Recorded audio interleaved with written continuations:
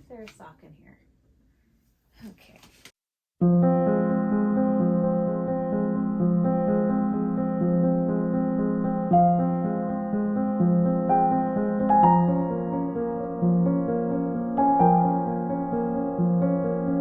Hey y'all, it's Kalia Monique. My first name's Kalia, my middle name's Monique. It's Kalia Monique, and it is time. Oh no. And it is time to dive into this hefty, heavy bag that is apparently whipping me all types of ways and get into the books that I will be unhauling. And as promised, this is part 2 to my bookshelf series. Now, last time you saw me, I was building and organizing these shelves here behind me, and in order to do so, I did have to unhaul a few books.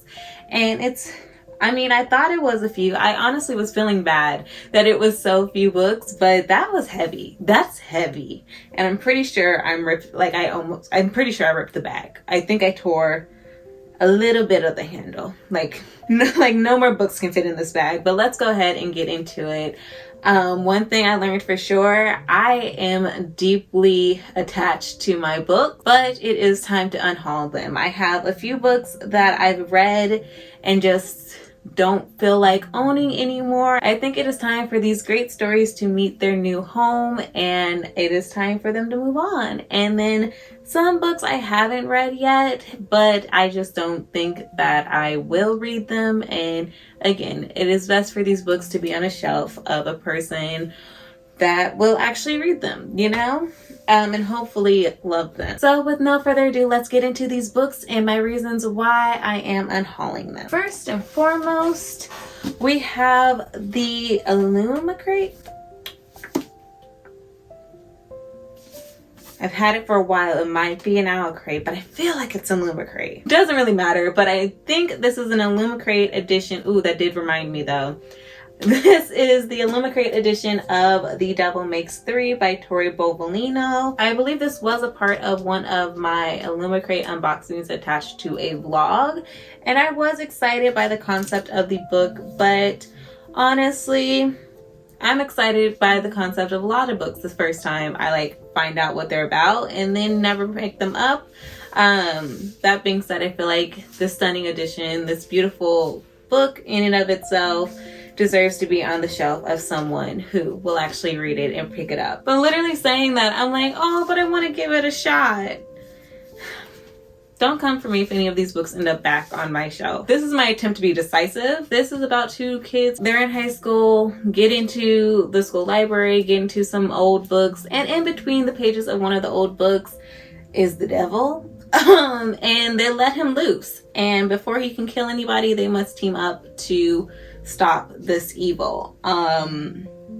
Honestly, yeah, I don't know, maybe I'm scared of this book. I'm like, I don't really want to read a book with the devil being the bad guy. That's the ultimate bad guy, is it not? No. But that did remind me there is one more book I need to grab. So the book that it reminded me of, all wrapped up and ready to go, Lies We Sing to the Sea by Sarah Underwood. This is the March Illumicrate for this year. Is that the month we're in? Yeah.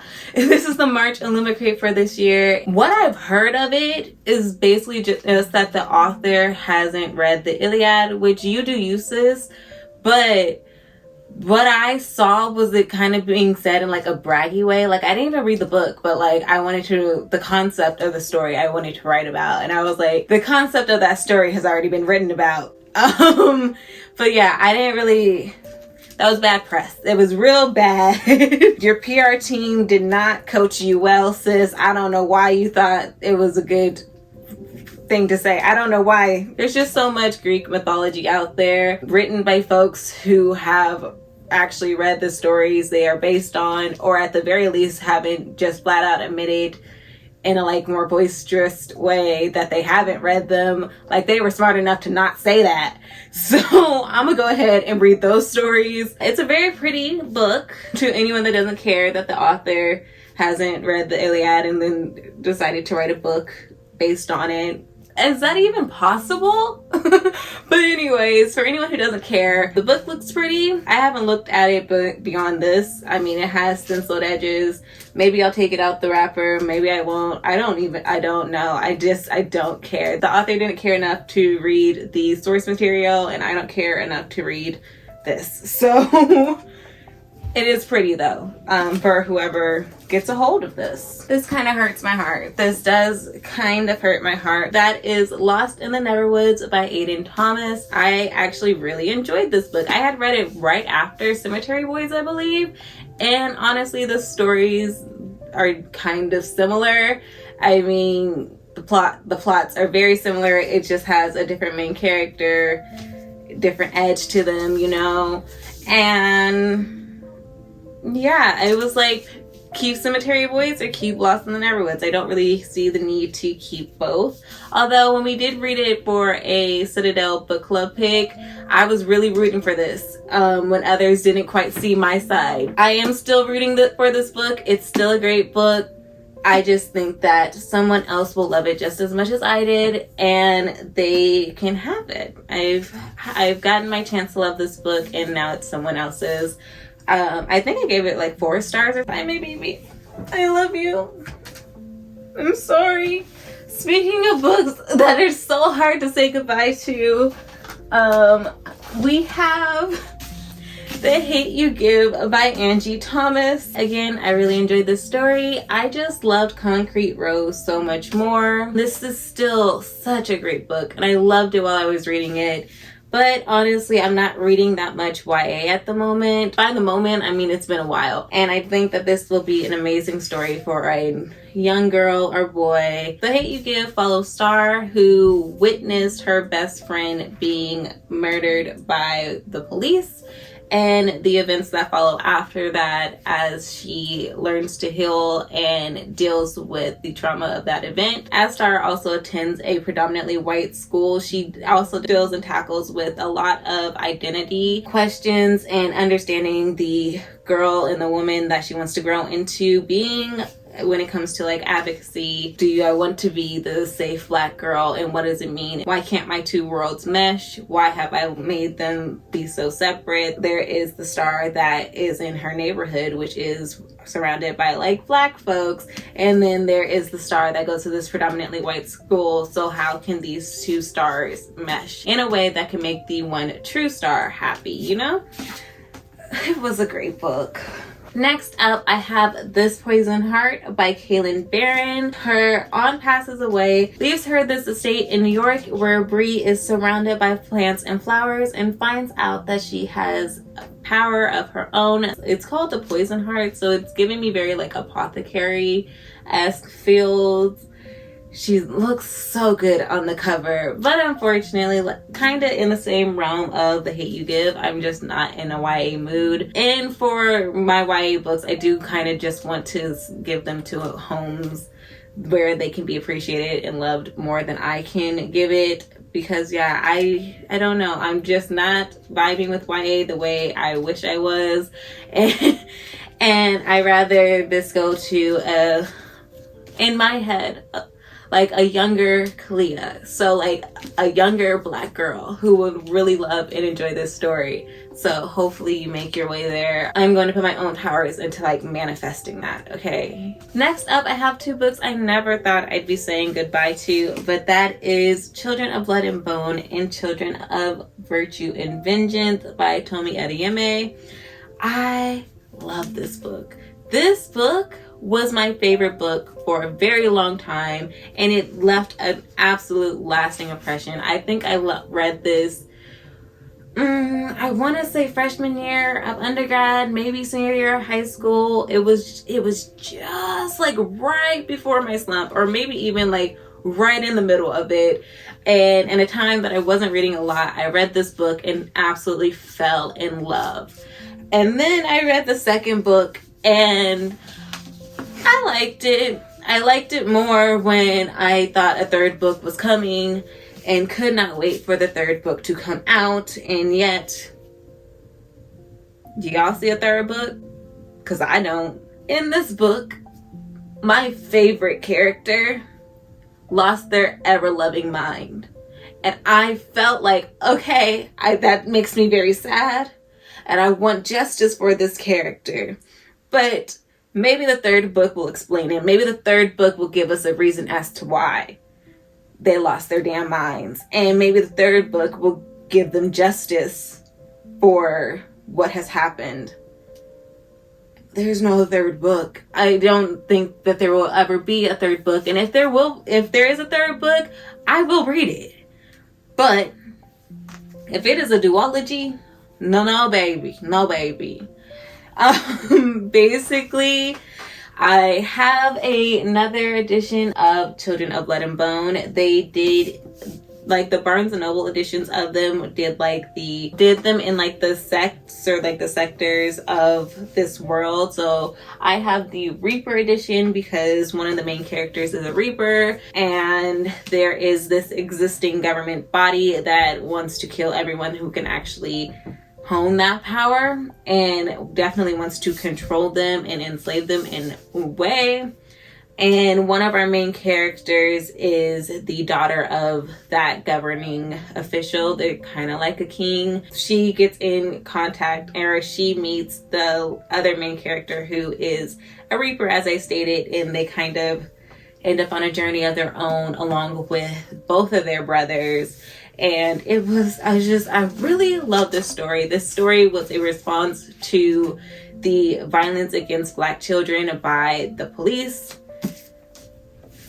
This book was trying to fulfill the greatness of the first book and didn't. And so, realizing that there probably will not be a third book, I was like, okay, let's not keep books on my shelves that I'm not absolutely in love with. If I'm getting rid of The Hate U Give and Lost in the Neverwoods, I certainly can get rid of another book that I read and it just does not do it for me anymore. And so, in recognizing that I do have another edition of this book, I decided I was going to unhaul this edition. It's not really a book that I need 2 editions of. Next up, I have Sisters of the Snake by Sarina and Sasha Nanua. This is about 2 twin sisters. I believe they were separated at birth or something. Yes, one is a princess, one is an orphan, and it was written by 2 twin sisters. This was, I believe, my very first Aloe crate, and as it is a book that I did not pick out myself, I have less of a connection to it. I believe it is also still YA, and Harper Teen, as all the other books that were YA, and I was like, it's just not gonna happen. It's probably not gonna happen. Although I love the idea of 2 sisters writing a book together. Again, I feel like this will find a better home than my own. I hope it's the safest, greatest journey to its forever home. Next up, I have 56 Days by Catherine Ryan Howard. This is a thriller about a very new couple who decide to spend the pandemic together and end up only spending 56 days together because of murder, I believe. Something. Yeah. Anyways, one of them's dead. That sounds like absolute hell. Being in lockdown was bad enough. Being in lockdown with a complete stranger, I wanted to fight people I knew I was stuck in lockdown with. What do you mean, a stranger? I got this from Book of the Month at a time where I really wanted to get into thrillers, and I don't. I don't want to anymore. I am completely fine with thrillers not being my most read genre. I still go off and read thrillers from time to time, but it's not my most liked genre, and this book just doesn't do it for me anymore.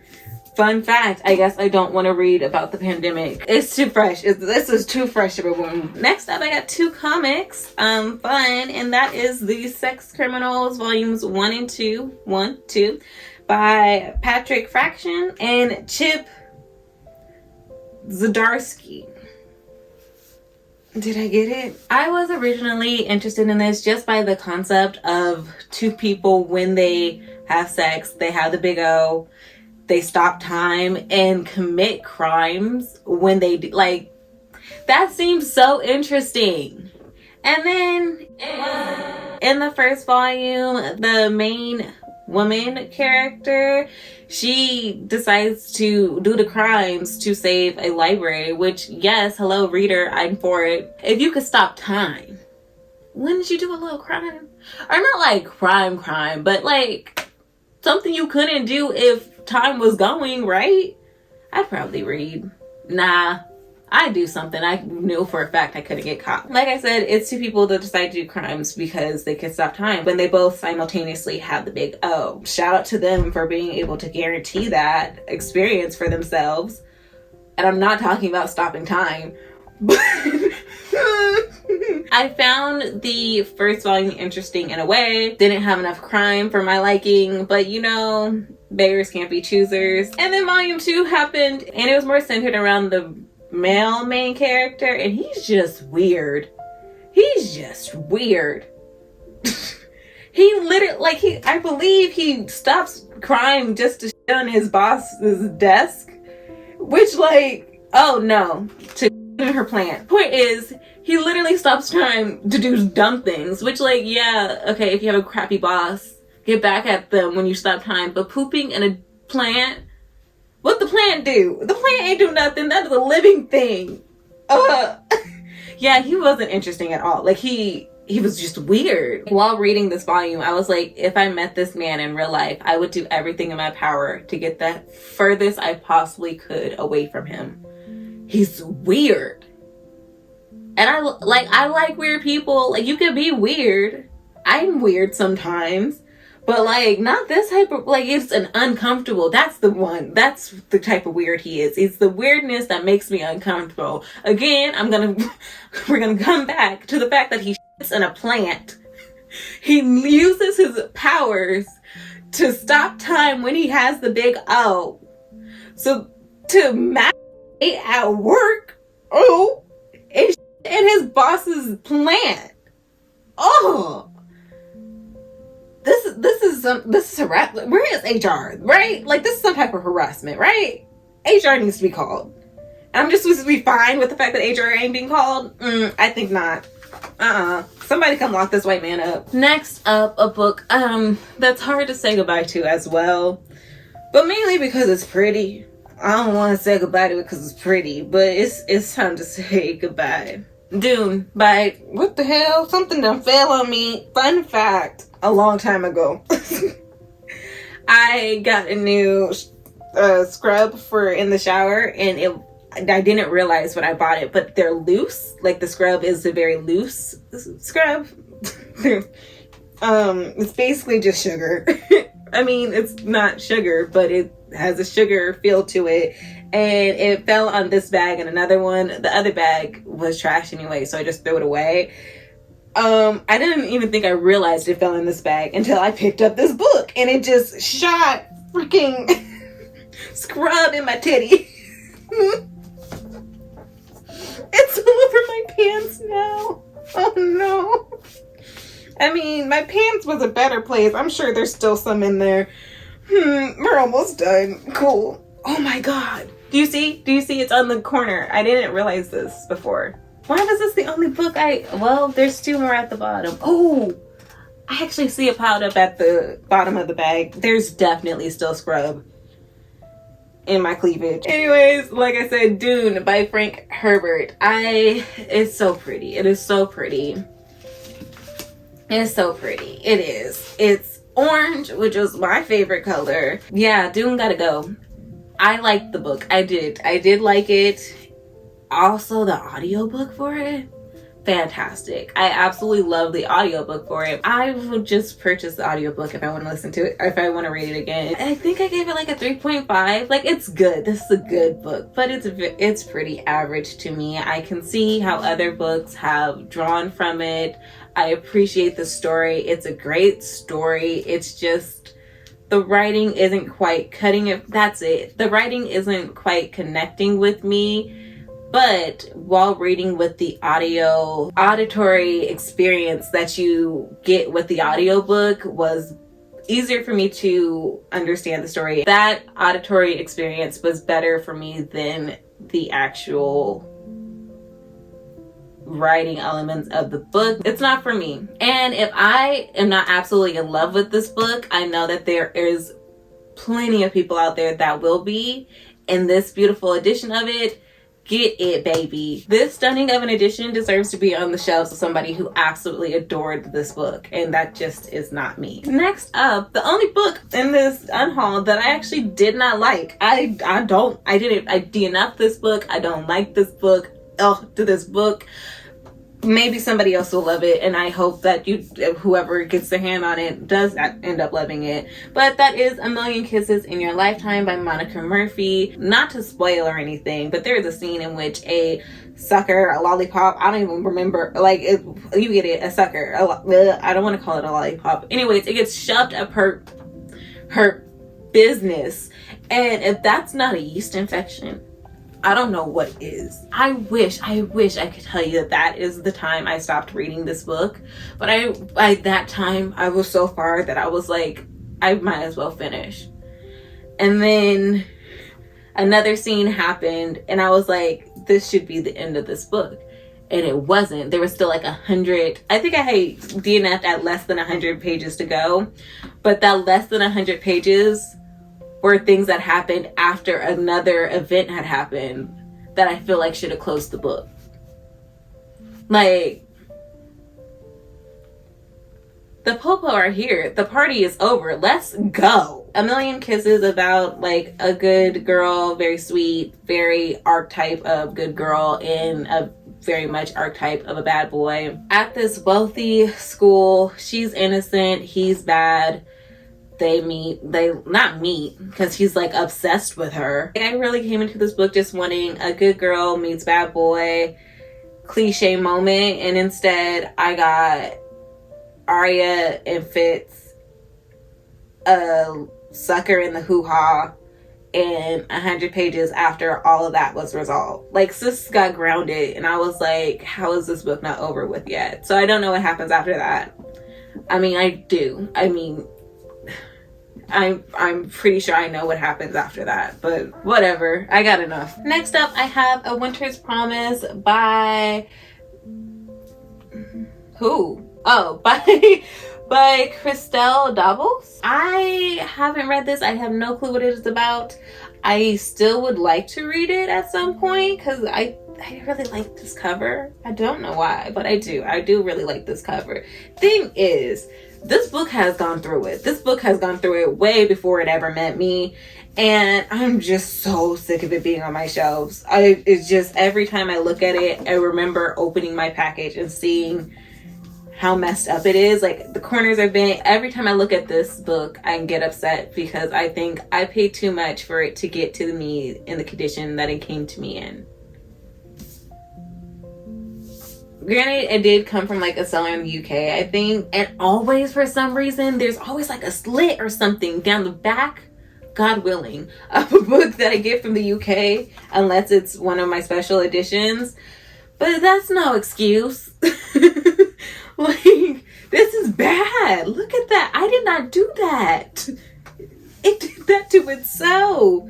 Edges are all bent up and ridiculous. It just makes me mad every time I look at this. So I'll just repurchase it. If I feel like I want to pick it up, I'll repurchase it. Plus, the other books in this series that I've seen in person, same cover and everything, but they're the paperback.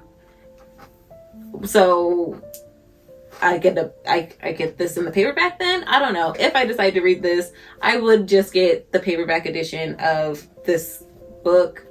And not have this. There's nothing wrong with the book that has a little damage, that's been a little well loved, but again, I look at it, I get mad because that's not what I paid for.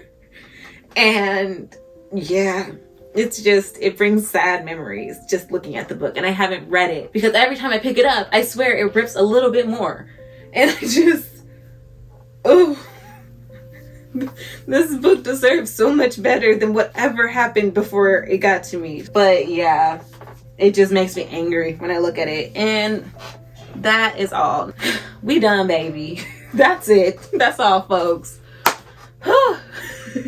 If you enjoyed this video, if you enjoyed my face, my voice, my extraness, go ahead and press that like button down below and press the subscribe button and bell notification if you'd like to be notified when I upload.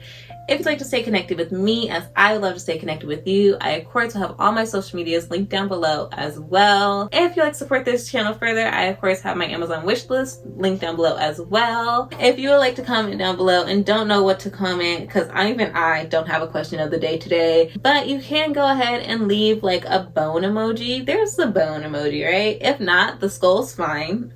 That's bones, right? With no further ado, I believe that is everything, although I am probably forgetting something because I always forget something. But bye guys!